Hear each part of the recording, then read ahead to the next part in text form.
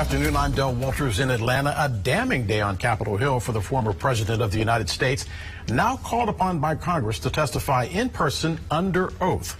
The January 6th committee painting a picture of a White House that knew the vice president could be killed on that day, laying out a mosaic, leaving little doubt that the plot to overthrow the government was formed well in advance of January 6th. Today, names like Roger Stone and the Oath Keepers and Proud Boys playing a major role.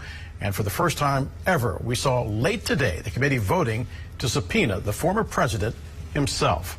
Our congressional correspondent Nathaniel Reed joins us live from Capitol Hill. And Nate, the panel not just presenting evidence today, going one history-making step further.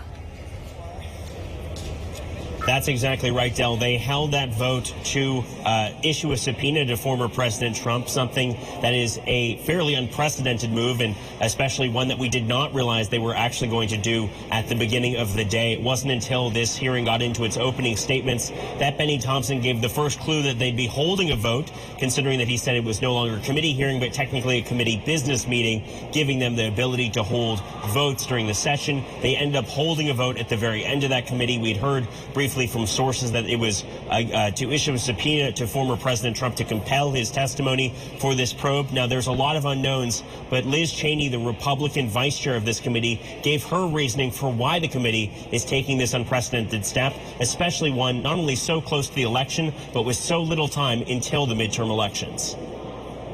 Our duty today is to our country and our children and our Constitution.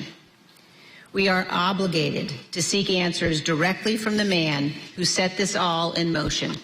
And every American is entitled to those answers, so we can act now to protect our republic. Benny Thompson also spoke, giving his justification for issuing that subpoena. It's worth noting that all 9 committee members voted in favor of that subpoena. But let's remember the makeup of this committee. There are 7 Democrats in the committee and 2 Republicans. Both of those Republicans, Adam Kinzinger and Liz Cheney, are frequent critics of former President Trump. And even though they took that unprecedented step to issue a subpoena to the former president, it's not exactly clear if the former president is actually going to comply with that subpoena, especially given that these subpoenas can often be held up in court. They can be litigated. There can be disagreements between the committee's lawyers and the former president's lawyers. And so certainly, even though this subpoena was issued, we still don't know whether former President Trump is actually going to testify in front of the committee.